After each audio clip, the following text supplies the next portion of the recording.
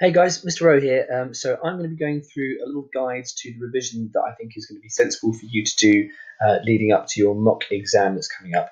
I'm going to walk you through what I've listed on the revision guide, and I'm going to kind of take you to the various areas where you can find the resources that I think are going to be most helpful for you.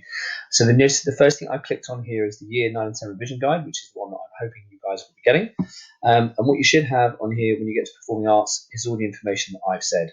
So the very first thing that I've made clear is that obviously we're only going to be asking you about the stuff that we have covered so far. This is kind of what I covered in lesson the other day. We're not going to be questioning you on any of the stuff in the spec that we haven't covered yet, because it would be pointless because you don't know it. So we're just going to be focusing on the areas that we've looked at so far, which is essentially living statues and the various practitioners. Okay, the place that you're going to find the most amount of information on these is actually something that I've just uploaded to Classroom. So if I take you over to Classroom now, you should find that if we go to our stream, the most recent thing that is up there is from me from today, and it says revision resources.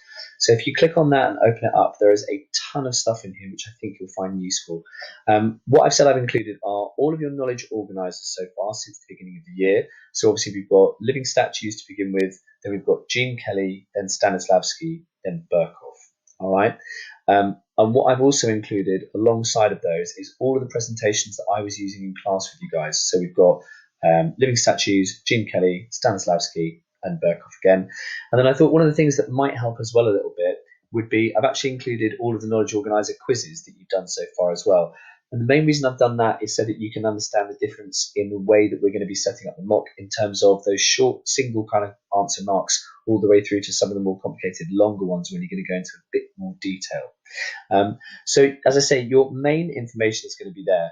But the other thing that I thought that might be useful for you to go back and have a look at is, although lockdown was not great because obviously we weren't able to be with each other, one of the things that it did allow us to do was I recorded all of the lessons that we were doing. So if again you go back to our main page, as you scroll down, you can actually check and find all the lessons that I posted. So for example, if we keep scrolling down, here we go, there you go, there's one right now.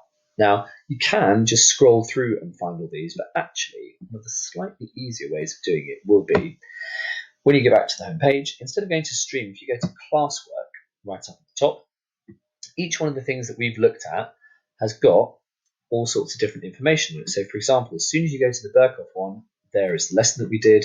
Stanislavski has got all of the lessons that we did during lockdown, so you can click on any of those. Obviously, I'm not suggesting that you want to watch the entire kind of 2-hour lesson, but there might be some bits and bobs in there that you find useful if you want some information about a particular thing that maybe we went into on the presentation, but you want a bit more information about it.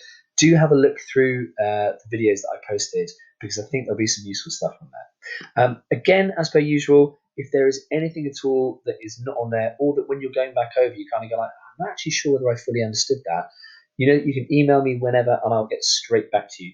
Make sure if you're using Google Classroom that you post a private comment rather than a public comment. The private ones come straight through to my email so that I can see that you've done that. Or, of course, you can just email me directly, all right? And if none of that works, just come and grab me. You know that I live in the dance studio. I will probably be there. All right. I hope this has been really helpful for you. If there's anything else that you need, please do go ahead and give me a shout.